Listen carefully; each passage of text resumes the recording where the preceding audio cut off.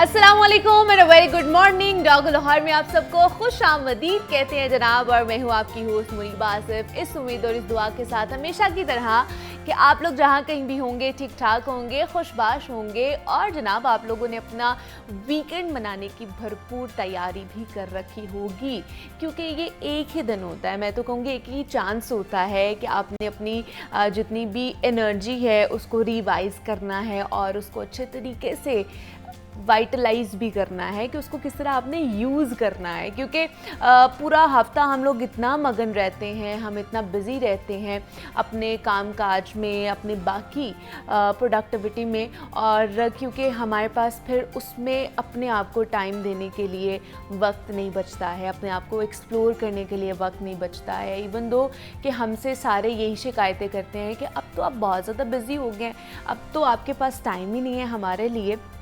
तो मेरे ख्याल से ये जो वीकेंड होता है ना, ये सबसे बेस्ट पार्ट होता है कि आपने अपने लिए टाइम निकालना है। बेशक थोड़ा सा टाइम निकालें।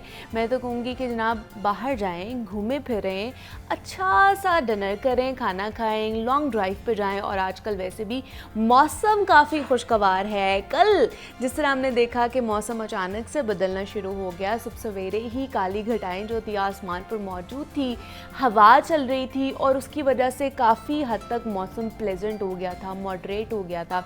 और जो उसके बाद जैसे ही दिन ढलता गया और मौसम ने पलटा खाया, और इतनी हैवी बारिश हुई है कल कि पूरा जो शहर है हमारा वो कहीं ना कहीं किसी इलाके में बहुत हैवी बारिश हुई है, कहीं हल्की बारिश हुई है, लेकिन बारिश होने की वजह से मौसम काफ़ी हद तक रात के टाइम जो है वो बेहतर हो चुका था।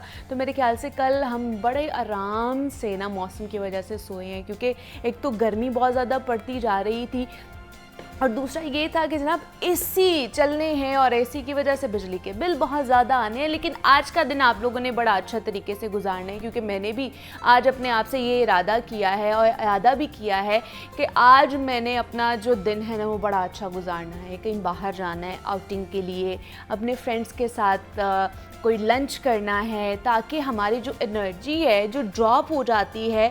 आप देखें हमारा जैसे ही वीकेंड स्टार्ट होता है ना, तो हमें ये लगता है कि यार हमारे पास हमारे अंदर एनर्जी मौजूद नहीं है शायद, क्योंकि पूरा हफ्ता हमारी एनर्जी जो है ना वो ख़त्म हो जाती है, हम उसको सर्व कर देते हैं बाकी अपने कामों पे। लेकिन आपने ज़रूर अपने लिए टाइम निकालना है, अपने चाहने वालों के लिए, अपने घर वालों के लिए ख़ास तौर पर, क्योंकि वो पूरा हफ्ता आप लोगों की राह तकते रहते हैं कि कब ये लोग आएंगे, कब इनका और हमारा जो है वो एक साथ हम टाइम स्पेंड करेंगे और एक दूसरे से पूछेंगे, शेयरिंग करेंगे क्या हाल चाल है, किस तरह की चीज़ें चल रही हैं, करियर किस तरह का चल रहा है, जॉब्स किस तरह की चल रही हैं। और इतना जो मसरूफ़ दौर होता जा रहा है ना, इसमें एंजाइटी डिप्रेशन भी बढ़ता जा रहा है, बिकॉज़ हम एक दूसरे से बड़ा दूर हो गए हैं। दूर इन द सेंस कि हम अपनी डिवाइसेस में बहुत ज़्यादा खो जाते हैं। हम लोग घर भी जाते हैं तो हम लोग फ़ोन पे लग जाते हैं, हम लोग सोशल मीडिया स्क्रॉल डाउन कर रहे होते हैं, और हमारे साथ बैठे हुए हमारे जो घर वाले होते हैं उनके ऊपर हमारी तवज्जो ही नहीं होती, और उसके बाद फिर हम सो जाते हैं। तो वीकेंड आपने अच्छे तरीके से मनाना है, और मैं आपसे मंडे को ज़रूर पूछूंगी कि आपने किस तरह का वीकेंड मनाया है, क्योंकि वीकेंड अच्छे तरीके से मनाएंगे तो आपका जो नेक्स्ट वीक होगा वो एनर्जाइज आप हो सकेंगे और अच्छे तरीके से परफॉर्म कर पाएंगे। तो ज़रूर आप लोगों ने आज कहीं बाहर जाना है, आउटिंग करनी है, मौसम अच्छा है तो आप चिड़ियाघर का भी विज़िट कर सकते हैं, बच्चे घर पर हैं, नहीं तो किसी जो हमारी तारीख़ी इमारत है आप वहाँ पर जा सकते हैं। बहुत ज़्यादा ऑप्शंस हैं हमारे पास, क्योंकि हम एक तारीख़ी शहर में मौजूद हैं। यहाँ पे आप अनारकली जा सकते हैं, आप पुराना जो हमारा वर्ल्ड सिटी है वहाँ पर विज़िट कर सकते हैं, डिनर कर सकते हैं वहाँ पे। क्या खूबसूरत नज़ारा होता है रात के वक्त, आप वो नज़ारा भी हासिल करें और साथ ही साथ आप डिनर भी करें, तो क्या बात है वो उसकी। तो मैं भी कोशिश करूँगी कि आज का जो मेरा दिन है बहुत ज़्यादा अच्छा गुज़रे, कोई ना कोई ऐसी चीज़ मैं करूँ ज़रूर जिससे मेरी जो एनर्जी है वो और ज़्यादा बहाल हो जाए और मेरा जो वीकेंड है वो अच्छा गुज़रे। तो अभी हम आगे बढ़ते हैं जनाब, अब कुछ बात कर लेते हैं एक्सरसाइज के हवाले से, और एक्सरसाइज में ख़ास तौर पर योगा के हवाले से। और इस योगा सेगमेंट में हमारे साथ योगी नईम साहब मौजूद हैं, जो कि फैटी लीवर के हवाले से हमें जो टिप्स है वो देने वाले हैं कि किस तरह योगा के थ्रू आप इस प्रॉब्लम से छुटकारा हासिल कर सकते हैं। तो उन्हीं की तरफ चलते हैं और आज की योगा टिप्स योगी नईम साहब से लेते हैं। जी योगी नईम साहब बताइए हमें।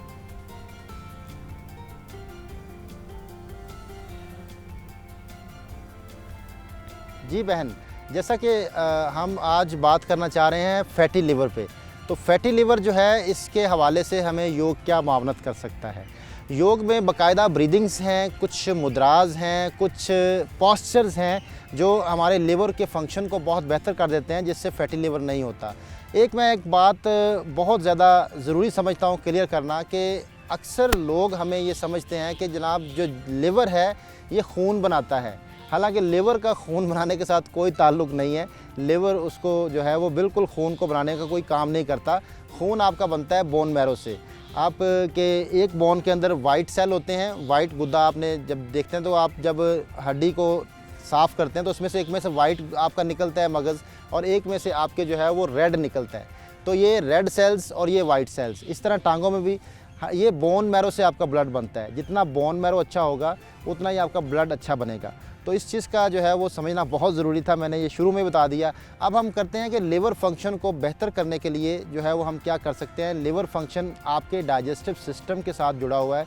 जितना लिवर फंक्शन अच्छा होगा उतना ही आपका डाइजेस्टिव सिस्टम अच्छा होगा, आपको भूख लगेगी, आपका जो है वो मेटाबॉलिक सिस्टम बेहतर होगा। अगर लिवर फंक्शन अच्छा नहीं होगा तो मेटाबॉलिक सिस्टम अच्छा नहीं होगा, आपका डाइजेस्टिव सिस्टम अच्छा नहीं होगा, आपको भूख नहीं लगेगी। तो ख्याल रखिए कि इसको फैटी लिवर से कैसे आपने बचाना है, आपने इस फंक्शन को कैसे बेहतर रखना है, आज हम उस पर बात करेंगे। सबसे पहले हम ब्रीदिंग से शुरू करते हैं। लिवर फंक्शन को बेहतर करने के लिए एक ब्रीदिंग है जिसका नाम है शैताली। तो शैताली प्राण कैसे करते हैं, ज़ुबान को बाहर निकाल के गोल कर लें और ज़ुबान के ज़रिए सांस लेंगे और नाक से खारिज करेंगे।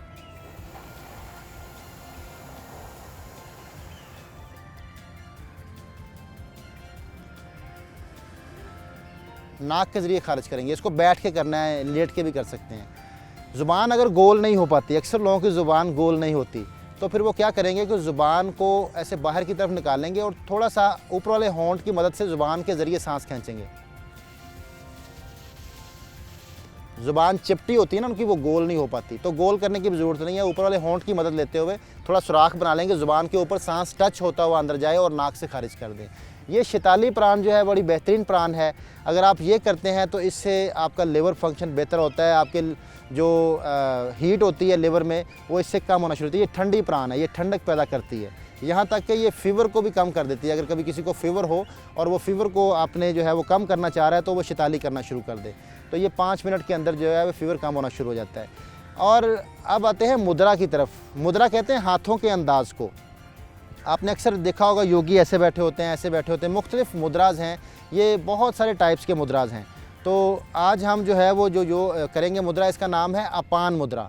अपान मुद्रा कहते हैं, अपान संस्कृत ज़ुबान का लफ्ज़ है। अपान का मतलब है किसी बढ़ती हुई चीज़ को रोकना, उसको नीचे लेके आना। तो फैट बढ़ रही है लिवर के ऊपर, जिस्म के अंदर कोई भी चीज़ की ज़्यादती हो रही है, आपका ब्लड प्रेशर हाई हो रहा है, आपको गैसेस हो रही हैं, आपके जिस्म के अंदर यूरिक एसिड बढ़ रहा है, आपके जिस्म के अंदर कोलेस्ट्रॉल लेवल बढ़ रहा है, किसी भी चीज़ की ज़्यादती, तो ये अपान मुद्रा काम करता है। ये मैंने आपको डिटेल से बता दिया कि ये सिर्फ लिवर के लिए नहीं है। कोई भी जिस्म के अंदर ज़्यादती होगी तो उसको नीचे लाने के लिए, कम करने के लिए अपान मुद्रा बनाया जाएगा। कम से कम ये दरमियान की 2 उंगलियां बराबर करके और अंगूठा जोड़ के तीनों पोर बराबर कर लेंगे। और ये उंगलियां बिल्कुल सीधी नहीं करनी, हाथ थक जाएगा, सॉफ्ट रखिएगा, हाथों को भी सॉफ्ट रखिएगा और सिर्फ टच करना है अंगूठे को हाथों, ये 2 उंगलियों के साथ, ज़ोर नहीं लगाना। इसको आप लेट के या बैठ के बनाइएगा। वॉक करते हुए बनाएंगे तो इसका फ़ायदा नहीं होगा। किसी भी मुद्रा का वॉक करते हुए फ़ायदा नहीं होता। और अगर इससे पहले हाथ धो लिए जाएँ, चिकनाई ख़त्म कर ली जाए हाथों में, चाहे पसीने की हो चाहे किसी खाने की हो, तो उससे जो है वो और ज़्यादा बेहतरी आ जाती है। ये मुद्रा फिर ज़्यादा काम करता है। तो 15 मिनट आपने कम से कम क्लॉक को देखते हुए 15 मिनट आपने इसको बनाना है। बातें कर सकते हैं इसके दौरान, इससे आपका लिवर फंक्शन बेहतर होना शुरू हो जाएगा। और इसके बाद हम आते हैं, एक पॉइंट है जो हाथ के अंदर मौजूद है, अगर उसको प्रेस किया जाए तो उससे आपका लिवर फंक्शन बेहतर होना शुरू हो जाता है। लेफ़्ट हैंड के ऊपर ये जो लिटिल फिंगर है, इसके बिल्कुल लाइन में आप नीचे आ जाएं जहां हथेली ख़त्म हो रही है।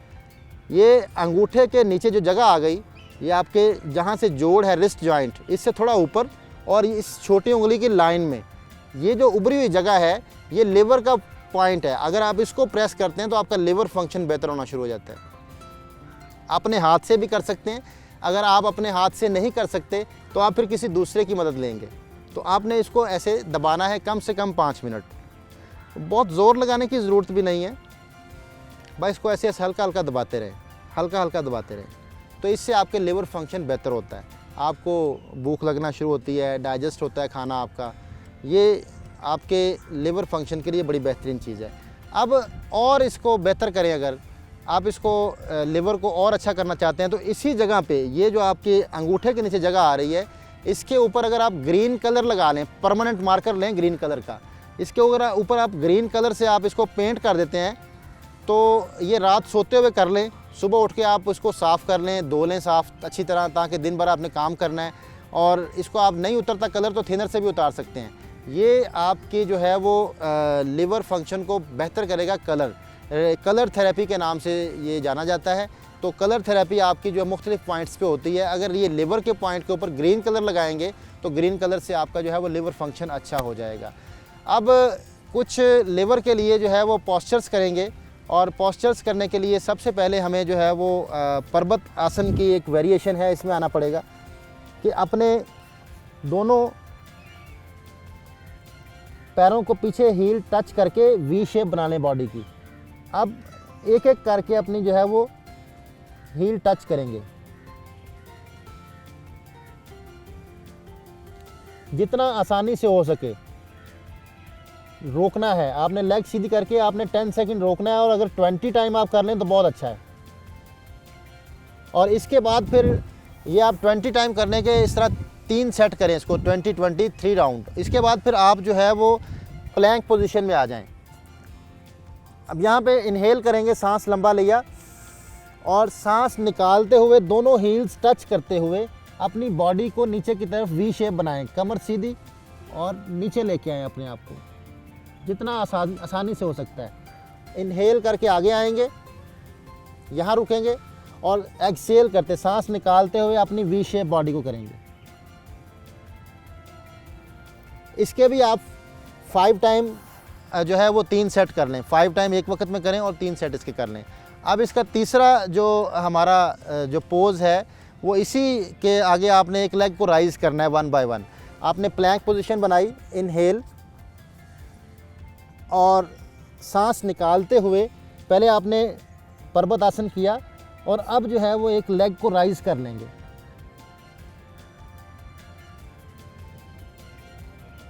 जितना आसानी से हो सके। इनहेल करके वापस आएं, और एक्सेल अब दूसरी साइड से।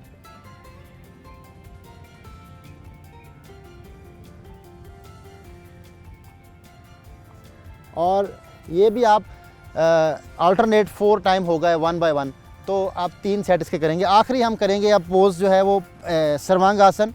सीधे आप लेट जाएं और अपने कमर को ऐसे आपने ऊपर उठाना है। अगर आप शुरू में नहीं कर सकते तो आप टांगें दीवार के साथ रोक लें, वरना इसके लिए आपको आपकी कमर सीधी होनी चाहिए ऐसे।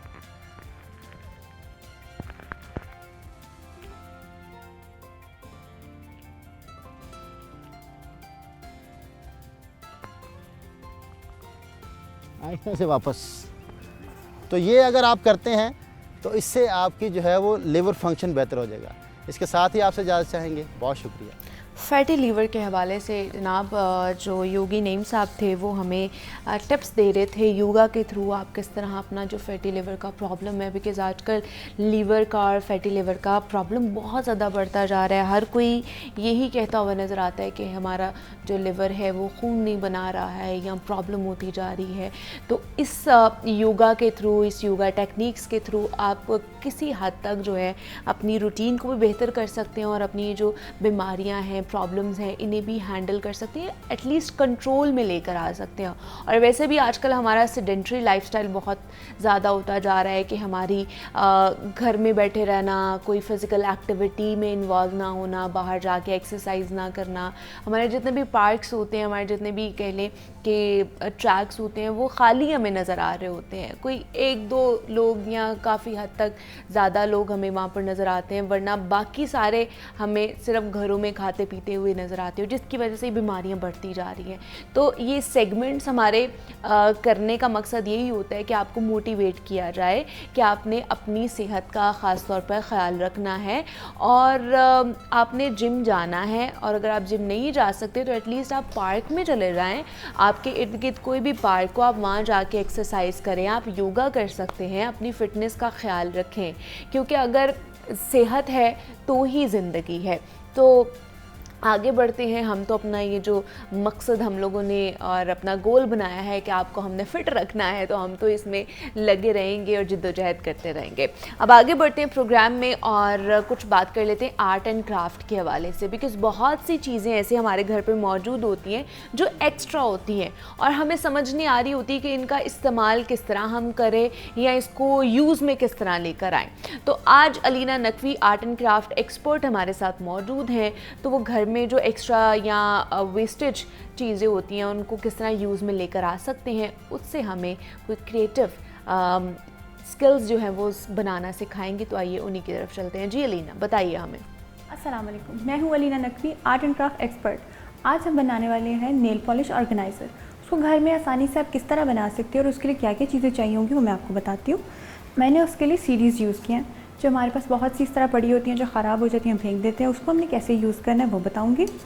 सीरीज़ यूज़ होंगी, साथ में सीजर्स और ये ट्रांसपेरेंट टेप, और मैंने ये छोटा सा ग्लिटर शीट का एक एरिया लिया, ये जो मुझे चाहिए होगा इतना सा वो, और ये चार्ट पेपर इतना सा मुझे सिर्फ चाहिए वो लिया मुझे। बहुत छोटी छोटी चीज़ें हैं जो इससे हम आज नेल पॉलिश ऑर्गेनाइज़र बनाएंगे। सबसे पहले मैं क्या करूँगी, सबसे पहले मैं सीडी को आपस में दो को जोड़ूंगी ग्लू लगाकर। इस तरह इसकी दोनों साइड्स जुड़ जाएंगी और ये दोनों साइड से शाइनी शाइनी हो जाएगा। ये हो गया। अब इसकी बेस बनानी है हमने, उसकी बेस के लिए हमें सबसे पहले क्या चाहिए होगा, वो है मार्बल्स। ये भी आपको मार्केट से आसानी से मिल जाएंगे मार्बल्स।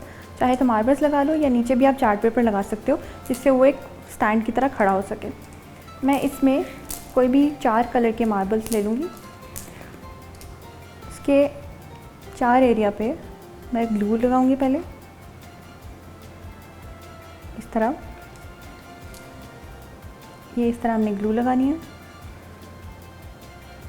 ये इसकी बेस रेडी हो गई है, देख सकते हैं, ये इस तरह इसकी बेस रेडी हो गई है। अब मैं इसको उल्टा यहाँ पे रख लूँगी।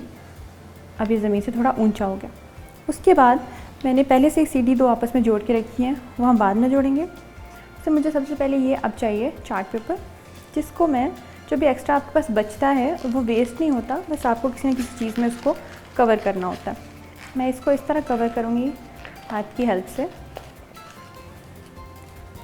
जब ये इस तरह कवर हो जाएगा, आपने जितना कि सीडी का ये शेप होता है उतना आपने इसको कवर करना है। इस तरह कवर करने के बाद मैं इसको ट्रांसपेरेंट टेप की हेल्प से जोड़ दूँगी।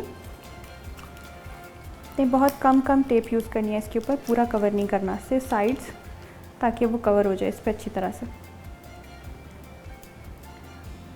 सारा कवर करने के बाद मैंने इनको आपस में जोड़ना है। ये मैंने उतना साइज़ लिया है जितना एक नेल पॉलिश का साइज़ होता है, ताकि जब ये आप इसको स्टैंड की तरह बना रहे हो तो उसमें नेल पॉलिश आ सके। ये इस तरह, ये आप देख सकते हो, इतना साइज़ है ये, ताकि इस पर नेल पॉलिश जब आएगी तो वो ऊपर वाले एरिया को कवर कर लेगी। ये अब मैं इसके नीचे इस तरह ग्लू लगा रही हूँ। ग्लू लगाकर इसको यहाँ पे इस तरह रखेंगे, आपस में जुड़ गया। ये बेस रेडी होगी और ये इसका एरिया रेडी हो गया। अब ये जो दूसरा एरिया था सीडी वाला, वो भी हम इसके ऊपर जोड़ने वाले हैं ग्लू की हेल्प से। बिल्कुल इसके सेंटर में आपने यूँ जोड़ देना। अब ये इस तरह रेडी हो गया, बेस भी और ये भी। अब इसको आपस में टाइम देना जुड़ने के लिए, ये इस तरह रेडी हो जाएगा, इस तरह आप देख सकते हो। उसके बाद इसका सबसे ऊपर वाला एरिया, उसको कवर करने के लिए जो मैंने शीट ली थी, इसको मैं काटूंगी इस शेप में। आप चाहो तो ट्रायंगल शेप में काटो, राउंड काटो, जिस तरह भी, बस मुझे एक शेप चाहिए जिसके ऊपर मैं बाद में मार्बल लगा सकूं। मैं इस तरह ये लगाती जाऊंगी, एक के बाद एक इस तरह, और सबसे ऊपर हम इस पर मार्बल लगाएंगे। फिर हमारा ऑर्गेनाइज़र बिल्कुल रेडी हो जाएगा। यूँ अब सबसे ऊपर हमने क्या करना है, हमने एक मार्बल लेना है किसी भी कलर का, वो हम इसके ऊपर लगा देंगे। अब आपका क्यूट सा नेल पॉलिश ऑर्गेनाइज़र रेडी हो गया। मैं उम्मीद करती हूँ आपको ये बहुत पसंद आया होगा और आप इसको आसानी से अपने घर पे बना लोगे। आज के लिए सिर्फ इतना ही। सी यू नेक्स्ट टाइम। अल्लाह हाफिज़। क्राफ्ट के हवाले से हमें अपडेट कर रही थी कि किस तरह हमने अपने जो घर की फालतू चीज़ें होती हैं उनके थ्रू अपनी क्रिएटिविटी जो है उसको इन्हांस करना है। तो अलीना, आज के लिए बेहद शुक्रिया। आगे बढ़ते हैं, कुछ किताबों के हवाले से बात कर लेते हैं और आज किस किताब से हमारा तारुफ़ करवाने जा रहे हैं प्रोफेसर अहमद हमाद साहब। उन्हीं की तरफ चलते हैं और आज की किताब का तारुफ़ उनसे सुनते हैं। जी अहमद साहब, बताइएगा। जी शुक्रिया मुनीबा। आज की किताब है कहानी आवारा होती है।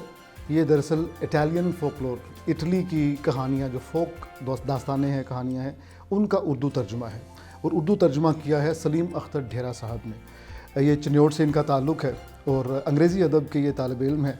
तो कहीं इनको अतालवी कहानियों का अंग्रेज़ी तर्जुमा मिला और उसको उन्होंने उर्दू दान तबके के लिए इस ज़ुबान में मुंतकिल कर दिया, जो कि बहुत बड़ी खिदमत है। मैंने लिखा भी एक जगह पे कि सलीम साहब का ये वाला काम उर्दू को भी सरवतमंद करेगा, उर्दू ज़ुबान को भी, और उर्दू तालिब इल्मों की जो एक प्यास होती है मज़ीद जानने की, मज़ीद पढ़ने की और मुख्तलिफ़ सकाफ़तों के बारे में, तहज़ीबों के बारे में पढ़ने की, वो भी ख़त्म होगी। तो ये किताब बहुत ही दिलचस्प है। मैं इसको कई हवालों से इस पर गौर किया मैंने और ये नतीजा निकाला कि सबसे अच्छा काम जो सलीम साहब ने किया है वो ये है कि इसकी ज़ुबान को बहुत आसान रखा है। तर्जुमा करते वक्त बाज़ औक़ात लाशौरी तौर पे हमारे अंदर ये ख्वाहिश पैदा होती है कि हमें बहुत अच्छा मुतरजम ट्रांसलेटर माना जाए, तो फिर हम भारी भरकम अल्फाज इस्तेमाल करते हैं, मुहावरे बीच में लाने की कोशिश करते हैं अपनी ज़ुबान के, या फिर बहुत बुरा तर्जुमा होता है जो लफ्ज़ी होता है और उसके मुहावरे का भी लफ्ज़ी तर्जुमा करके बेड़ा गर्क कर देते हैं।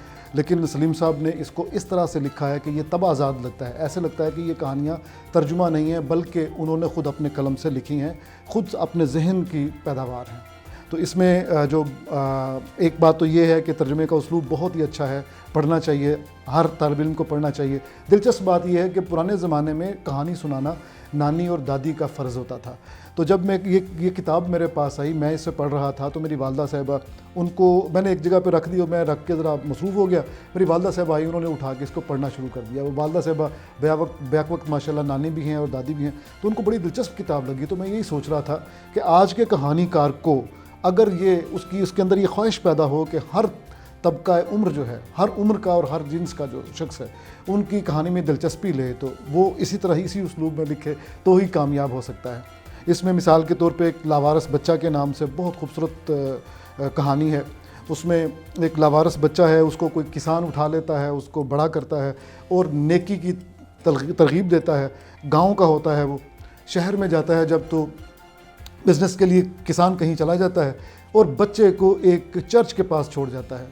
चर्च से साबित हुआ कि ये कहानियाँ, इन कहानियों में वो कहानियाँ भी शामिल हैं जो सैयदना ईसा अलैहिस्सलाम की आमद के बाद।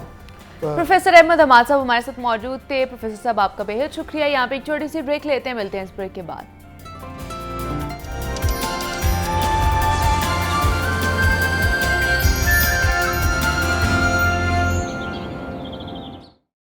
और जनाब, क्या ही खूबसूरत गाना गाया गया है बिलाल सईद की तरफ, और आप लोगों ने भी वो सुना है और सोशल मीडिया पे काफ़ी इसकी धूम है और हर कोई यही गुनगुनाता हुआ और गाता हुआ हमें नज़र आ रहा है।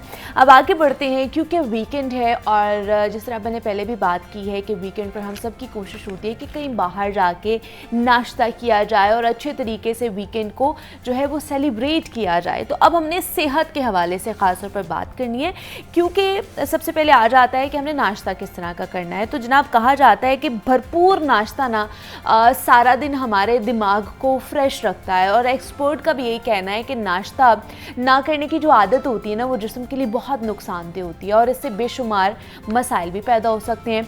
ओसाका यूनिवर्सिटी के एक्सपर्ट्स की 13 साला तहकीक में दावा किया गया है कि नाश्ता छोड़ने की जो आदत है ना, वो मोटापे के साथ साथ आपको फालिज का जो ख़तरा है ना, वो भी 30% तक बढ़ा देती है। और इस रिसर्च के मुताबिक और इसके दौरान 45 से 75 साल की उम्र के 80,000 मर्द और ख़वातीन की नाश्ते की जो आदत है ना, उसका जायज़ा लिया गया, उन्हें ऑब्ज़र्व किया गया, और जिनमें इससे पहले कैंसर या फिर खून की शरियानों के अमराज की कोई तारीख़ नहीं मिलती थी, कोई हिस्ट्री नहीं थी। और तहकीक से ये पता चला है कि जो लोग हफ्ते में 5 बार नाश्ता नहीं करते हैं, उनमें ब्रेन हैमरेज का जो ख़तरा है वो नुमाया हद तक बढ़ जाता है। तो यहाँ पर बहुत सारे ऐसे लोग हैं, इवन दो के मैं भी उनमें से उन लोगों में शामिल हूँ कि जनाब मेरे से भी सुबह उठते नाश्ता नहीं होता है। ऑब्वियसली ये एक आदत पुख्ता हो जाती है, और मेरी भी आदत पुख्ता होती ही जा रही है, और काफ़ी सालों से ये मेरी आदत हो चुकी है कि मैंने सुबह उठ के नाश्ता नहीं करना है। या तो मैंने एक चाय का कप पी लेना है, या कुछ एक ब्रेड का स्लाइस या कुछ बिस्किट खा लेना है, और वो मेरा नाश्ता हो जाता है। और प्रॉपर नाश्ता फिर मैं आफ्टर माई शो, जब मेरा ख़त्म होता है, मैं घर जाती हूँ, तब मैं नाश्ता करती हूँ। तो ये आदत कितनी ज़्यादा हमारे लिए नुकसानदेह साबित हो सकती है, बहुत से हमारे देखने वाले भी इससे रिलेट करते होंगे कि वो भी शायद सुबह उठते हैं, बाकी कामकाज में लग जाते हैं और नाश्ता नहीं करते हैं। तो आज हम स्पेसिफिकली नाश्ते पे बात करें कि किस तरह का हमारा ब्रेकफास्ट होना चाहिए, उसमें कौन कौन से ऐसे कंपोनेंट्स होने चाहिए, और उठने के कितनी देर बाद हमें लाजमी नाश्ता करना चाहिए। इस पर बात करने के लिए डॉक्टर इरज अली, क्लिनिकल डाइटिशियन न्यूट्रिशनिस्ट, हमारे साथ मौजूद हैं, और उनसे बात करेंगे। डॉक्टर इरज, आपको वेलकम कहती हूँ जागो लाहौर में। वेरी गुड मॉर्निंग, कैसी हैं आप? बिल्कुल ठीक हूँ, आप कैसी हैं? मैं भी बिल्कुल ठीक ठाक। डॉक्टर इरज, सबसे पहले तो मुझे बताइए, आप नाश्ता करती हैं सुबह?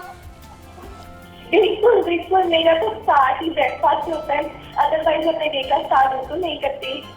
अच्छा, तो जैसे मैंने भी बात की है कि मेरी भी आदत है कि मैं सुबह नाश्ता नहीं करती, और ये काफ़ी साल से मेरी आदत जो है वो पुख्ता हो गई है कि मैंने सुबह नाश्ता नहीं करना। तो ये आदत किस तरह की है, और इसके साइड इफ़ेक्ट्स क्या हो सकते हैं कि जो लोग सुबह नाश्ता नहीं करते हैं? देखिए, basically having a meal in breakfast is providing a fuel to your body. अगर ये बात हम समझ लें ना, तो हम फ्यूल डालने बगैर कभी घर से बाहर ना निकलें। बहुत जरूरी है कि आपके ऑर्गन को न्यूट्रिएंट्स की जरूरत है। जब आप सुबह उठते हैं तो हमारे हार्मोन जो है वो भी जिस तरह कहते हैं ना कि जाग जाते हैं। हमारे हार्मोन जब जाग जाएंगे तो उन्हें जरूरत है कि आप कोई ना कोई उनके अंदर फ्यूल ऐड करें ताकि वो प्रॉपरली वर्क कर सकें। हम क्या कर रहे होते हैं कि हम बिल्कुल नाश्ता किए बगैर घर से बाहर निकल रहे हैं और अपने ऑर्गन को फोर्स कर रहे हैं कि वो वर्क करें। फ्यूल यानी हमने न्यूट्रिएंट्स अंदर ऐड ही नहीं किए और हमारे ऑर्गन को वर्क करना पड़ रहा होता है, जिसकी वजह से क्या होता है कि आपको सारा दिन लिथार्जिक सा फील हो रहा है, डिजीनेस फील हो रही है, आप थका थका फील कर रहे हैं। ऑर्गन से भी आप एक बर्डनाइज, जिसे हम कहते हैं बर्डनाइज वे में आप लोड डाल रहे हैं कि वो प्रॉपरली वर्क भी ना कर सके। तो मैं तो हमेशा यही सजेस्ट करती हूँ कि आप ब्रेकफास्ट किए बगैर घर से बाहर बिल्कुल ना निकलें। अच्छा, यहाँ पे तो मुनीबा एक कंडीशन है कि हम ऐसे नहीं कहते कि कोई सिंगल मील होगा स्पेसिफिकली जो ब्रेकफास्ट में जरूरी है किसी भी एक बंदे के लिए या सबके लिए।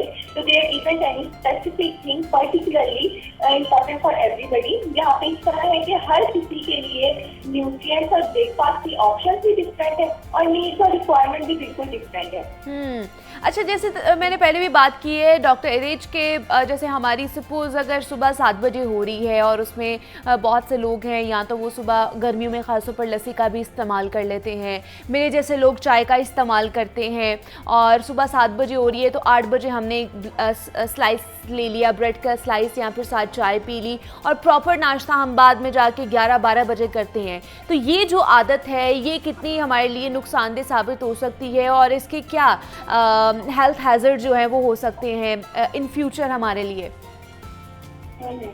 बेसिकली इस तरह है कि अगर हम प्रॉपर नाश्ते की बात करें ना, यहाँ पे ये बात करें कि ब्रेकफास्ट स्पेसिफिकली प्रॉपर है कैसा, जैसे आपने कहा है कि सिर्फ चाय पी के निकल जाना, या बहुत से लोग हैं जो दूध पी के ही चले जाते हैं। तो यहाँ पे बिल्कुल ऐसे है कि हर किसी की रिक्वायरमेंट बिल्कुल डिफरेंट है। अब कुछ जैसे हम बैक इन द डेज बात करें तो वहाँ बहुत ज्यादा जरूरी होता था। आपको भी पता होगा कि हमारे एंसेस्टर्स और बैक इन द डेज क्या हो रहा है कि पराठे खाए जा रहे हैं सालन के साथ, और हम फुल ऑन हैवी मील लेके पराठे मील प्रॉपरली करके घर से निकल रहे होते हैं। लेकिन अब क्या हो रहा है, क्योंकि आपको पता है कि ये एक बिजी लाइफ स्टाइल सबका बन गया, हमारा सेडेंटरी लाइफ स्टाइल है। हमारा जो वर्क रूटीन है वो भी हमारा सिटिंग वर्क है, हम अपनी फिंगर्स का ज्यादा यूज करें इंस्टेड ऑफ जिससे हमारा वर्क ऐसा हो कि हम बहुत ज्यादा कारपेंटर सारे में वर्क कर रहे हैं या प्रॉपरली हमारी आउटगोइंग एक्टिविटी करता हो। ये ना होने की वजह से मैं हमेशा ये सजेस्ट कर देती हूँ कि अगर आप प्रॉपर ग्लास ऑफ मिल्क भी लेके जा रहे हैं with nuts in combination with nuts तो ये आपके लिए इनफ है। इसका तरीका सिर्फ ये है कि आपने हेवी मील्स की तरफ नहीं चले जाना, मतलब ये नहीं सोचना कि हमारे लिए नाश्ता बहुत जरूरी है तो लाजमी कुछ हैवी मील पराठे रोटी और हम साथ एग दे रहे हैं तो ये सारा लेना हमारे लिए बहुत इंपॉर्टेंट है, अदरवाइज हम इससे नाश्ता नहीं कह रहे होते, तो ऐसा नहीं है। मेरा कहने का मकसद सिर्फ इतना है कि आपने अगर ग्लास ऑफ मिल्क भी ले रहे हैं और साथ हैंडफुल ऑफ नट्स भी ले रहे हैं तो ये भी आपको प्रॉपर न्यूट्रिएंट्स प्रोवाइड करेगा, सिर्फ इतना कि आपके ऑर्गन्स को चार्ज अप कर देगा कि now you are ready to go, अब आप प्रॉपरली वर्क करने के लिए तैयार हैं।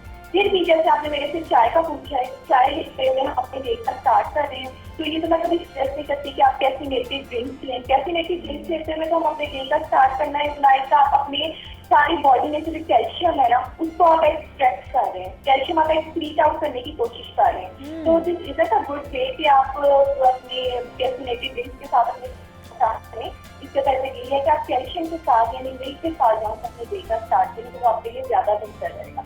अच्छा, दूसरा ये कि बहुत से लोग सुबह के वक्त फ्रेश जूसेस का भी इस्तेमाल करते हैं कि खाली जूस पी लिया या फिर फ्रूट्स खा लिए, क्या ये भी हमारा ब्रेकफास्ट हो सकता है?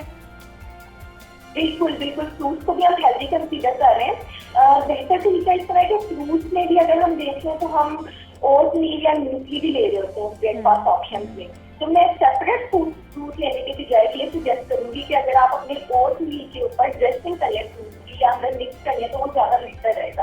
अकेला फ्रूट ले लेना, फ्रूट इस तरह से ज्यादा complete nutritional point of view आपको प्रोवाइड करेंगे सारे न्यूट्रिएंट्स। क्या फ्रूट लेके अक्सर मैंने ऐसे लोग भी देखे हैं जो क्या कर रहे होते हैं कि फ्रूट लेके उन्होंने बस खाते हुए चले जाना के लोग भी हमारे पास क्योंकि टाइम नहीं है नाश्ते बनाने का तो हम इसी से अपना टेस्ट का ठीक है, तो ऐसा नहीं है। आप उसको कंबाइन करें मिल्क के साथ, यानी आपको कैल्शियम के साथ कंबाइन करें, जिसके लिए मैं ओट मिल्क की ऑप्शन दे रही हूँ क्योंकि ज़्यादा बेहतर लग रहा है कि आप अपनी फ्रूट ड्रेसिंग कर सकते हैं इसके साथ, या फिर आप ऐसा भी कर सकते हैं कि अगर आप फ्रूट के ही आप पैनकेक बना सकते हैं, पैनकेक को फ्लेवर करने के लिए ड्रेसिंग करने के लिए आप फ्रूट का इस्तेमाल करें इंस्टेड ऑफ जिससे आप होल फ्रूट से अपना डे स्टार्ट करें। इससे भी ये मैं मना क्यों कर रही हूँ क्योंकि फ्रक्टोज भी आपकी बॉडी में बहुत ज़्यादा इंक्रीज होने लग जाता है वंस इन द मॉर्निंग, जो आपको ब्लड ग्लूकोज लेवल को इंक्रीज करने में बहुत ज़्यादा हेल्प आउट करेगा। तो मैं ये कह रही हूँ कि ये बैड डे है, this not a good day के लिए फ्रूट के साथ अपने डे का स्टार्ट करें। लेकिन डॉक्टर एरिज, फिर हम जैसे लोगों के लिए आप क्या सजेस्ट करेंगे जिनकी अब आदतें बहुत ज़्यादा बन चुकी हैं, मतलब मैं कई सालों से नाश्ता नहीं कर पा रही और मैं सिर्फ सुबह एक चाय का कप पीती हूँ, तो मैं किस तरह अपनी इस रूटीन को चेंज कर सकती हूँ, किस तरह स्टार्ट कर सकती हूँ? बिकॉज सुबह उठ के हैवी नाश्ता या कुछ भी ओट मील या इस तरह खाने का दिल नहीं करता है, तो मैं किस चीज़ से स्टार्ट ले सकती हूँ?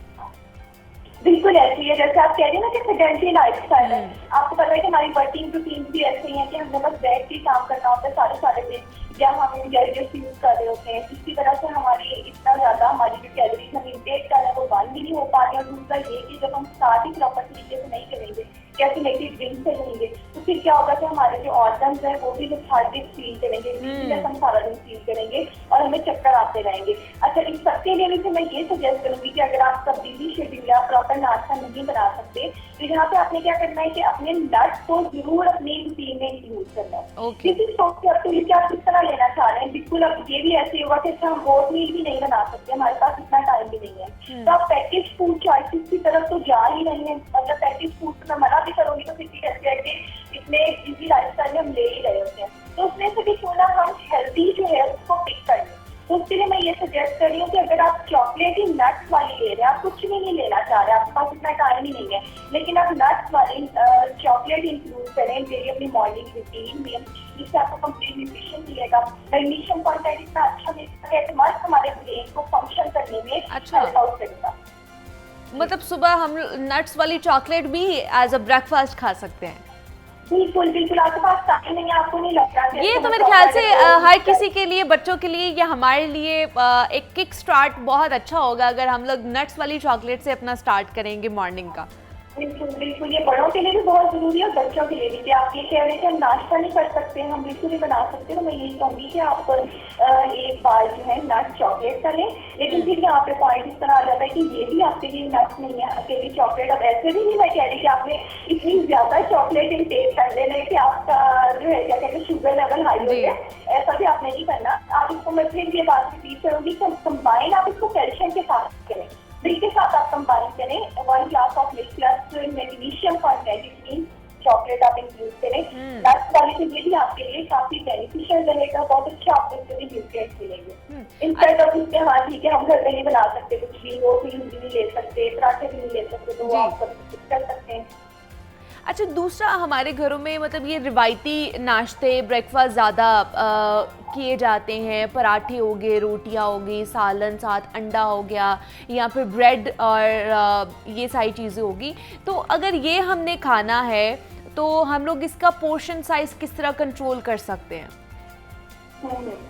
अच्छा, कभी भी ना मैं पराठे जिस फॉर्म में हम बनाते हैं घरों में वो कभी सजेस्ट नहीं करती। हमें क्या पता होता है कि हमने तो एक ही पराठा खाया है, मतलब सिर्फ एक ही तो पराठा लिया है, इसमें ये तो हमें हार्म नहीं करेगा। तो ऐसा नहीं है, आपको एग्जैक्टली जैसा पोर्शन साइज की बात करें तो आपको साइज पता होना चाहिए कि पराठे का आपकी चपाती का कितना साइज हो। तो हम नेक्स्ट शामिल अगर आपके ब्रेकफास्ट में भी आप लेना चाह रहे पराठा तो ये रिकमेंड करती हूँ कि 6 इंच जितनी आपकी रोटी होनी चाहिए, जिसके ऊपर आपने ऑयल लगाना है। इंस्टेड ऑफ जिसके हम अंदर भी ऑयल डाल रहे हैं उसके ऊपर भी कुक करते हुए लगा रहे हैं, और तो इसलिए हम जिसे कहते हैं ना कि होल व्हीट के जो न्यूट्रिएंट्स है वो सारे ऐसे लॉस कर रहे होते हैं कि हमें कुछ भी नहीं पता चल रहा। तो आप 6 इंच की रोटी लें, उसके ऊपर आप ऑयल लगाएं, this is a good option for you. इसके साथ आप 1 बाउल ऑफ सालन ले सकते हैं, जिसको मैं प्रोटीन कहूँगी कि आपका प्रोटीन बाउल ये होगा वो आप लें। अगर आप ये भी नहीं लेना चाह रहे, आपको लग रहा है कि सालन की बजाय एग से अपना डे स्टार्ट करना चाह रहे हैं, तो आप बिल्कुल 1 होल एग आप साथ ले लें। और last meal, this is so important for all of you कि आप 1 कप ऑफ योगर्ट जरूर लें। यानी इन कॉम्बिनेशन ऑफ कैल्शियम आपके ब्रेकफास्ट में बहुत ज्यादा इंपॉर्टेंट है। तो अगर आप ये कह रहे हैं कि मैं मिल्क नहीं लेता तो आप योगर्ट ले लें, ज्यादा भी नहीं लेने तो आप 4 टेबल स्पून ले लें, ताकि आपके डे का अच्छा स्टार्ट हो सके हेल्दी न्यूट्रिएंट्स के साथ। इंस्टेड ऑफ जिससे हम ये कहें कि हम फुल डाउन करते हैं। ठीक है जी, नाश्ता करना बड़ा ज़रूरी है और इसके ऊपर हम डिस्कशन कर रहे थे with doctor Areej Ali, clinical dietitian हैं, न्यूट्रिशनिस्ट हैं। डॉक्टर अरीज, बहुत शुक्रिया, आपने हमारे लिए वक्त निकाला। और जिस तरह जनाब यहाँ पर छोटी सी ब्रेक लेनी है, लेकिन ब्रेक के टाइम पर आपने नाश्ता ज़रूर करना है, क्योंकि ब्रेक से वापस आ रहे हैं तो एक इम्पॉर्टेंट टॉपिक के ऊपर हमने बात करनी है। नाश्ता करें, हेल्दी रहें। ब्रेक लेते हैं आप।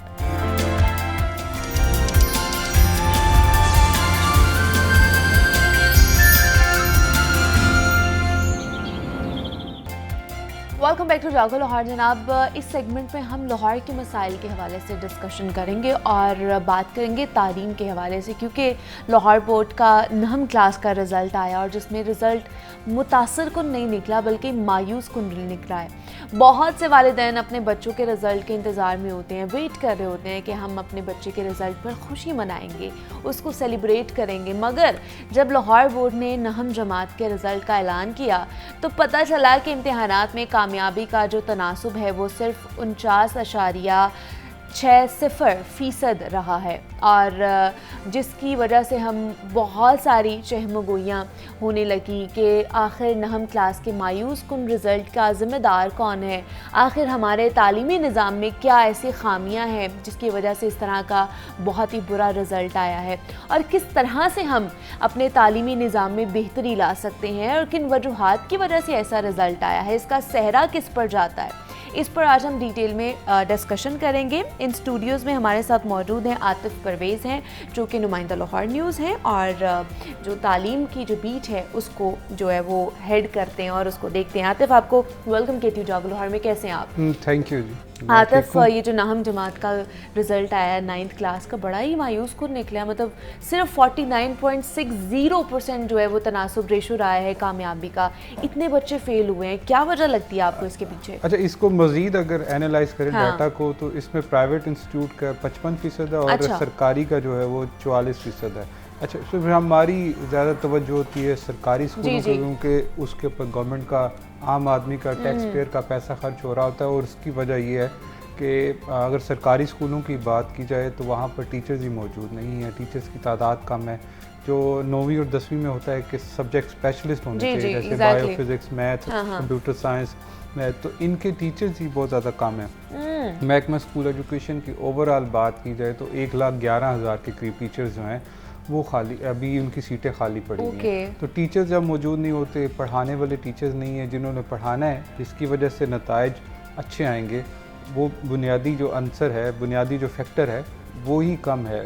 एक टीचर जो है वो 2-2, 3-3 मज़ामीन को पढ़ा रहा है। फिर इसके बाद बात की जाए तो सहूलियात में, इसमें फर्नीचर को निकाल दें, जो लैब्स हैं 9वीं 10वीं में जिनकी ज़रूरत होती है कि प्रैक्टिकल्स करने के लिए, वो भी जो है स्कूलों में मौजूद नहीं है। महकमा स्कूल एजुकेशन ने बाज़ स्कूलों को 1 साल पहले अपग्रेड किया था और ऐलान किया था कि इनमें जो है वो लैब्स बनाई जाएंगी। अच्छा। जो कि हाई स्कूलों में सहूलियात मौजूद होनी चाहिए वो वहाँ पर होंगी, तो वो भी मौजूद नहीं है।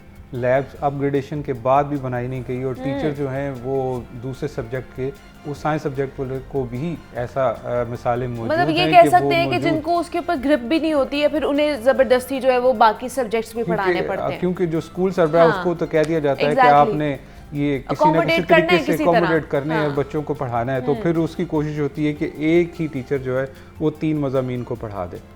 तो इस तरह की सूरत हाल जो है सरकारी स्कूलों में देखने में आ रही। 9वीं को छोड़े तो 10वीं में इस दफ़ा 74% नताइज रहे और उसकी वजह यह है कि कुछ लाहौर बोर्ड या तमाम बोर्ड ने जो तरीक़ाकार था उसको नरम किया है। इससे पहले देखा जाता था कि प्रैक्टिकल में बहुत सारे बच्चे जो है वो फेल होते थे तो उनको फेल कर दिया जाता था। अब उसमें आसानी की गई है और ये कहा गया है कि जो प्रैक्टिकल लेने वाला एग्जामिनर है उसके ऊपर भी सख्ती की गई है। पहले सिफारिशें होती थी, जिनकी सिफारिश नहीं होती थी उनको फेल कर दिया जाता था। तो अब यह है कि 9वीं जिसने पास की उसके थ्योरी में जितने नंबर हैं वो जब उसके पास रोल नंबर स्लिप जाएगी तो रोल नंबर स्लिप पर बच्चे के अटेंड शुदा मार्क्स जो है थ्योरी में वो भी लिखे होंगे।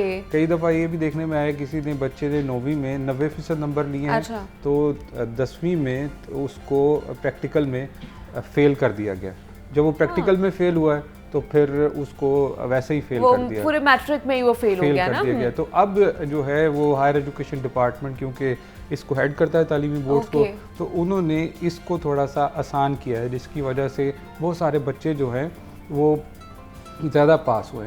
अब लेकिन मुझे बताइए कि पहले तो चलो हमें था कि 3-4 साल हमारा जो है तालीमी निज़ाम इसलिए की तरफ गया है कि कोविड था और बच्चे स्कूल्स नहीं जा रहे थे, वो रेगुलेट नहीं हो पा रहे थे और घर से ही ऑनलाइन क्लासेस थी, तो इसलिए ज़्यादा तवज्जो नहीं दी गई, स्कूल भी बंद रहे। अब तो रेगुलर स्कूल्स जा रहे हैं बच्चे और असातिज़ा भी हम देखते हैं कि अगर इस साल ख़ास तौर पर देखा जाए ना तो आतिफ जो खाली इस साल पंजाब के असातिज़ा ने 8 दफ़ा अपने मसाइल के हवाले से ना एहतजाज किया है, बाहर निकले हैं, सड़कों पर निकले हैं। तो क्या वो बच्चों के लिए, बच्चों की सहूलियात के लिए, उनकी चीज़ों के लिए नहीं आवाज़ उठा सकते? बल्कि ये असातिज़ा को इस हवाले से भी बात करनी चाहिए। वो ज़्यादातर उनकी कोशिश होती है कि अपने मसाइल को हल करवा लिया जाए, कि हमें जो है वो परमानेंट कर दिया जाए। अब कोशिश की जाए कि जो 1,11,000 के करीब जो असामियाँ खाली पड़ी हुई हैं इनको भी फिल करवाया जाए, इनके लिए भी प्रोटेस्ट किया जाए। इस पर गवर्नमेंट की भी कोई तवज्जो नहीं है और जो स्टेक होल्डर है असातिज़ा उनकी भी उस तरीके से तवज्जो मौजूद नहीं है। वो कहते तो हैं कि असातिज़ा के ऊपर जो सीटें खाली हैं उनका बोझ जो मौजूद असातिज़ा हैं उन पर है, तो भर्ती होनी चाहिए। अब ये शुरू करें, मुराद रास जो थे साबिक वज़ीर तालीम PTI के, उस दौर से शुरू हुआ था कि हम भर्ती करने जा रहे हैं, भर्ती करने जा रहे हैं, 33,000 हमने असातिज़ा भर्ती करने हैं। उनकी गवर्नमेंट ख़त्म हुई, नून लीग की गवर्नमेंट आई मुख्तसर वक्त के लिए, उसमें भी कुछ नहीं हुआ। वो पता नहीं असातिज़ा कहाँ गए हैं, भर्ती नहीं हुए आज तक। 32,000 का कहा गया था और जब ऐलान हुआ था उसके मुताबिक उसी साल के आखिर तक 16,000 टीचर्स जो हैं वो भर्ती किए जाने थे, लेकिन वो वक्त भी गुजरा। उसके बाद नून लीग की, फिर परवेज़ लाई दौर, तो कोई टीचर भर्ती नहीं हुए। फिर आर्जी तौर पर भी टीचर रखे गए, उनको तनख्वाहें नहीं दी गई, वो भी सिलसिला जो है उसी तरीके से रुक गया। तो महकमा स्कूल एजुकेशन की जानिब से कोई वाज़ेह पॉलिसी नहीं होती। हर साल ये कह दिया जाता है कि अगले साल नताइज को बेहतर करने के लिए इक़दामात किए जाएंगे। सहूलियात भी उस तरह ही हैं, टीचर्स कोई की तादाद change नहीं भी आया, हाँ। टीचर्स की तादाद भी उस तरह है। एक और फैक्टर ये है कि पहले जो एग्ज़ाम होते हैं यानी कि पहली से 8वीं तक 8वीं तक, हाँ जी वो एक टर्मिनल एग्ज़ाम होते जी। हैं। तो ये पहला एग्ज़ाम होता है बोर्ड का, तो उसके लिए भी बच्चों की शायद उस तरीके से तैयारी नहीं होती। है। कुछ लोग कुछ बच्चे जो हैं वो 9वीं में अच्छा परफॉर्म नहीं करते, लेकिन उनको आइडिया हो जाता है कि एग्ज़ाम हाँ। कैसे होते हैं, तो वो फिर 10वीं में जब कंबाइन सप्ली और मेन एग्जाम में जाते हैं तो वो अच्छा परफॉर्म क्लियर कर भी जाते कर हैं, हाँ लेते क्लियर हैं। कर जाते हैं। अच्छा, दूसरा एक तो ये प्रॉब्लम है कि असामियाँ सीट्स खाली हैं असातिज़ा की। दूसरा क्या, ये मुझे बताइए आतिफ कि असातिज़ा गवर्नमेंट सेक्टर में या गवर्नमेंट स्कूल में आते भी हैं, उनकी हाज़िरी मुकम्मल होती है, बिकॉज़ अगर दूर दराज में देखा जाए इलाकों में या किसी देहातों में देखा जाए तो वहाँ पर ज़्यादातर इसी तरह के केसेस हमारे सामने आते हैं कि स्कूल में नहीं आते हैं बच्चे, असातिज़ा नहीं आते हैं, बच्चों से घरों का भी काम कराया जा रहा होता है, स्कूल में वसाइल भी मौजूद नहीं है। तो क्या यहाँ पर भी ऐसी चीज़ें नोटिस की जा रही होती है, रिपोर्ट होती है कि असातिज़ा आ ही नहीं रहे स्कूल और अटेंडेंस लग रही है? देखिए, इसमें कुछ तो बड़े शहरों में अब ये मुमकिन नहीं रहा कि अच्छा। असातिज़ा जो हैं वो ना आए और उनकी हाज़िरी लगती रहे, क्योंकि महकमा स्कूल एजुकेशन की मॉनिटरिंग की कुछ पॉलिसीज़ ऐसी अच्छा। हैं जिसके तहत जो मॉनिटरिंग टीमें हैं वो किसी भी स्कूल का विज़िट करती हैं और वहाँ जाकर फिर असातिज़ा की हाज़िरी को चेक करती हैं। तो इसकी वजह से ये मुमकिन नहीं है। हाँ, जो शहर दूर हैं वहाँ पर ऐसा मुमकिन है, क्योंकि वहाँ पर टीमें उस तरह मॉनिटरिंग के लिए नहीं जाती, तो असातिज़ा की मौजूदगी या उनकी हाज़िरी जो है उस पर थोड़ा कंप्रोमाइज़ हो जाता है। लेकिन बड़े शहरों में अब ये मुमकिन नहीं है कि कोई टीचर ना आए और उसकी हाज़िरी जो है लगती रहे और उसको जो है गैर हाज़िरी पर भी कुछ नहीं कुछ कहा पैसे जाए। भी मिलते जाए, उन्हें तनख्वाह भी मिलती लेकिन जाए अब और ये वो मुमकिन याशी भी नहीं करे। है, अब मुमकिन नहीं है। तो इसमें बुनियादी वजह एक और भी है कि टीचर्स की उस तरीके से ट्रेनिंग नहीं की जाती कि वो बच्चों को उतना जो उनकी ज़रूरियात के मुताबिक उनके ऊपर फोकस्ड करके जो बच्चों में कमी है, हर उसको बच्चे देखा की जाए। इंडिविजुअल जी, ऐसे ज़रूरत होती है पढ़ाई के हवाले से, उस तरह उसके ऊपर फोकस कर सके। हमें कहा तो जाता है कि ये कायद अकेडमी जो है वहाँ पर टीचर्स की ट्रेनिंग की जाती है, लेकिन हमने ये भी देखा है कि जो ट्रेनिंग लेकर आते हैं उन पर 10 से 20% उसका असर होता है। तो ये एक टीचिंग का फैक्टर जो है ये भी एक बुनियादी फैक्टर है जिसकी वजह से नताइज जो है वो ख़राब आते हैं। टीचर्स की कमी है, सहूलियात का फुकदान है, टीचर और ट्रेनिंग टीचर उस तरह ट्रेनिंग नहीं भी होती, नहीं है। जिसकी वजह से जो है ये नताइज ख़राब होते हैं। और फिर एक ये भी है कि तमाम बच्चे जो हैं वो पढ़ने वाले भी नहीं होते। तमाम बच्चों का रुझान जो है वो पढ़ाई की तरफ भी नहीं होता, उनके ऊपर जितनी मर्जी तवज्जो दे दी जाए। अच्छा, नहीं, दूसरा ये होता है ना कि एनवायरनमेंट भी तो डिपेंड करता है ना कि आपकी क्लास में एनवायरनमेंट कैसा है, या आपकी टीचर आपके ऊपर कितना सख्ती कर रही है या कितना फोकस्ड है अपनी क्लास के अंदर कि पढ़ाई हो रही है या नहीं हो रही है।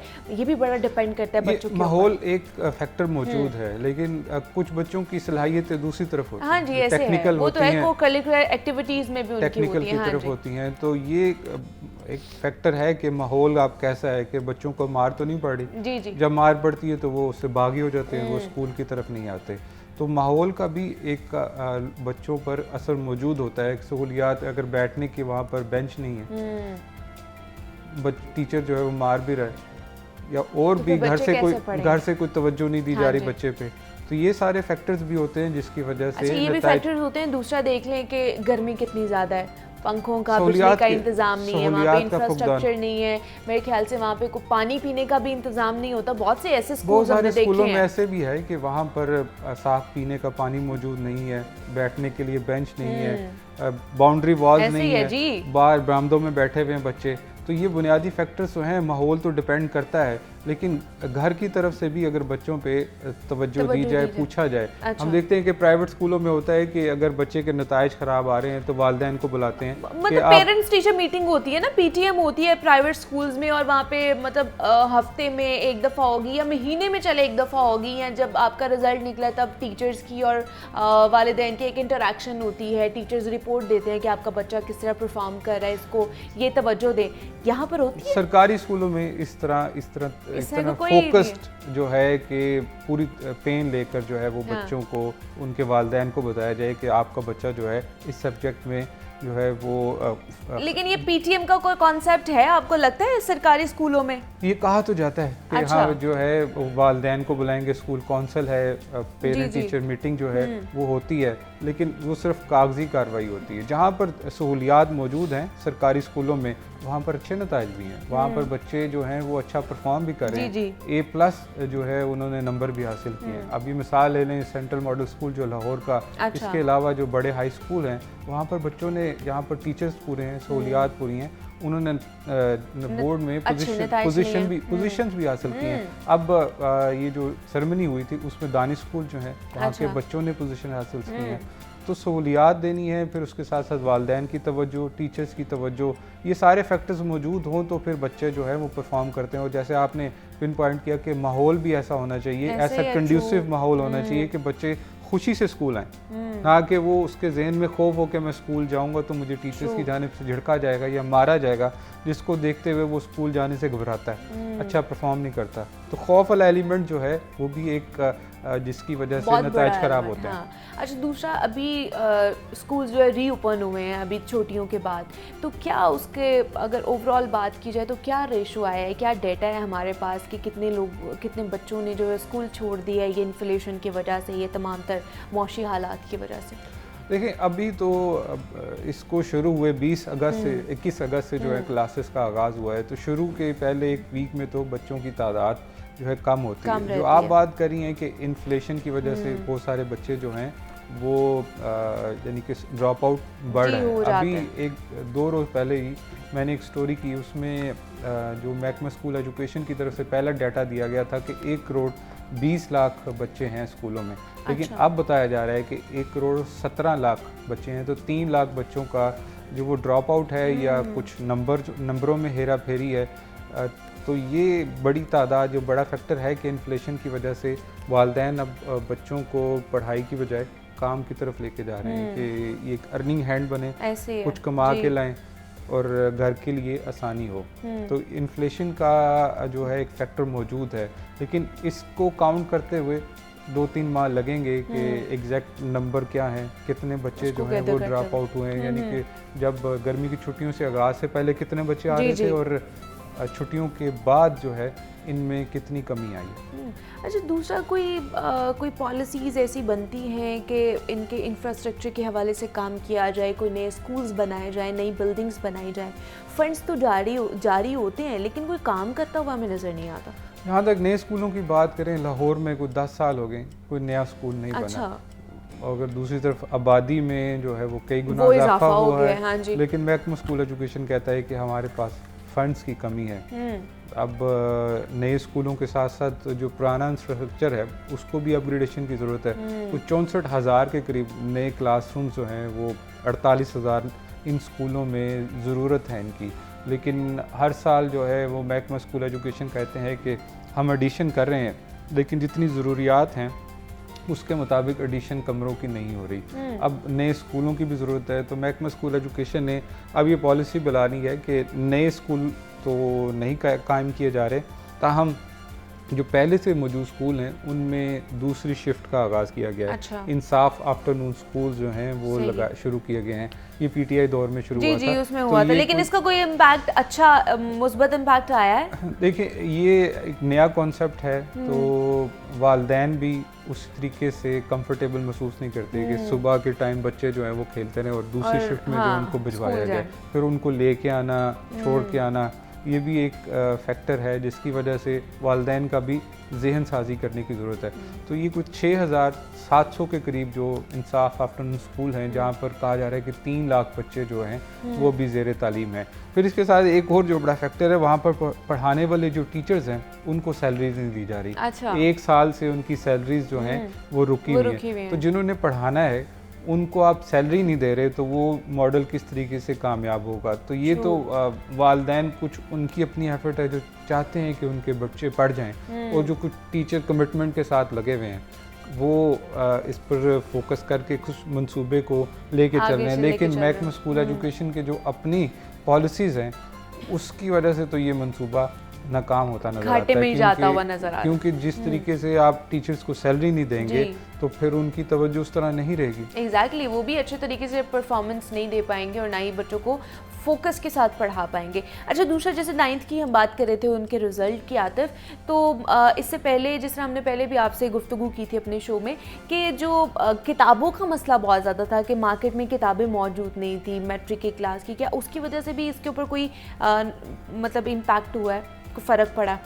ठीक है, 9वीं के किताबें जो हैं वो लेट तो मिली है, लेकिन ये तालीमी साल शुरू होने से पहले का ये बच्चे जो हैं इन्होंने पिछले साल पेपर दिए थे, तो जो अब अगले साल पेपर देने जाएंगे ये मसाइल किताबों की शॉर्टेज वाले उनको आएंगे, क्योंकि ये साल तो अभी तालीमी साल जो है गर्मी की छुट्टियों से पहले शुरू हुआ था, तो उनको किताबें ताहाल यानी कि अब तक भी मुकम्मल बच्चों को किताबें नहीं मिली। अभी भी जो है वो बुक्स की शॉर्टेज है, मार्केट में भी है और जो सरकारी स्कूलों में मौजूद बच्चे हैं उनको भी मुकम्मल तौर पर किताबें नहीं मिली, तो वो एक दूसरे से शेयरिंग के तहत जो है बच्चे पढ़ रहे हैं। लेकिन महकमा स्कूल एजुकेशन की जानिब से ये तो कह दिया गया है कि 13 अरब रुपए की हमने किताबें छापी हैं, लेकिन ये नहीं बताते कि इनमें से इन 13 अरब रुपए में से कोई 8 अरब जो है अभी भी महकमा स्कूल एजुकेशन ने टेक्स्ट बुक बोर्ड का देना है और उन्होंने आगे पब्लिशर्स का देना है। अच्छा, तो ये अभी वाजिबात जो है चेन है बनी हुई है, अभी भी वाजिबात जो है स्टैंड करते हैं। अच्छा, और अगले साल के लिए मजीद मुश्किलात हैं, क्योंकि जब वो 8 अरब आपने पब्लिशर्स का नहीं दिया तो अगले साल वो आपकी किताबें कैसे प्रिंट करेंगे? जब तक आप उनके वाजिबात को क्लियर नहीं करेंगे तो वो आगे आपका काम नहीं करेंगे। फिर एक ये भी कहा जा रहा है कि पार्ट 2 में कैम्ब्रिज की बुक्स जो हैं वो लगाई जा रही हैं। अच्छा, कैम्ब्रिज की बुक्स लगानी है तो अब उनको बच्चों को पढ़ाने के लिए टाइम कितना है कि आप नई किताबें अचानक जो हैं वो लाने का कह रहे हैं, सिलेबस चेंज करने का कह रहे हैं, तो ये भी एक कश्मकश अभी मौजूद है कि पुराने सिलेबस से चलेंगे या कैम्ब्रिज का जो है वो निसाब जो है अडॉप्ट किया जाएगा। और कैम्ब्रिज का अगर आप वो पूरा अडॉप्ट करेंगे उसके पेपर आप देख लें वो कितना फाइन पेपर इस्तेमाल किया जाता है, बहुत महंगी बुक होती है। फिर उसके साथ साथ उन किताबों को पढ़ाने के लिए असातिज़ा की ट्रेनिंग की गई है कि वो बहुत इम्पोर्टेंट है, वो अभी तक इस हवाले से सोचा नहीं गया, लेकिन हायर एजुकेशन डिपार्टमेंट की इस बात पर जोर है कि ये कैम्ब्रिज की बुक्स जो हैं वो लगा देनी चाहिए। अगर आप लगाना भी चाहते हैं, आपकी नीयत भी ठीक है, आपकी सोच भी पॉजिटिव है, लेकिन इसके लिए कोई प्लानिंग होनी चाहिए कि आप पहले से तमाम पेपर वर्क मुकम्मल करके रखें कि टीचर्स की ट्रेनिंग हो, आगे पब्लिशर्स को बताया हो कि आपने ये किताबें जो हैं अगले साल से हमने चेंज करनी, ताकि वो अपना स्टॉक जो है क्लियर कर लें। तो उनमें भी इस वक्त जो है वो कश्मकश और जो गुस्सा पाया जा रहा है कि एकदम जो है ये कैसे किताबों को चेंज किया जा सकता है। मतलब ये तो साल ये चीज़ इसके ऊपर इम्प्लीमेंटेशन चाहिए होती है कि अगर आपने कोई पॉलिसी चेंज करनी है, आप बाकी स्टेक होल्डर्स को भी अपने साथ बिठाएं, उनसे मुशावरत के साथ ये चीज़ें करनी चाहिए, अचानक से फैसले नहीं होते हैं। हमारे साथ आतिफ परवेज़, नुमाइंदा लाहौर न्यूज़ मौजूद है। आतिफ, बहुत शुक्रिया आपके वक्त का कि आप यहाँ पर आए 9th क्लास के रिजल्ट के हवाले से और ओवरऑल हमारा एजुकेशन सिस्टम किस तरह का है उस पर बात की हमने। मुझे इजाज़त दीजिए, अपना बहुत सारा ख्याल रखिएगा, अच्छे से वीकेंड को एंजॉय कीजिएगा। मंडे को आपसे मिलेंगे, तब तक के लिए अल्लाह हाफ़िज़।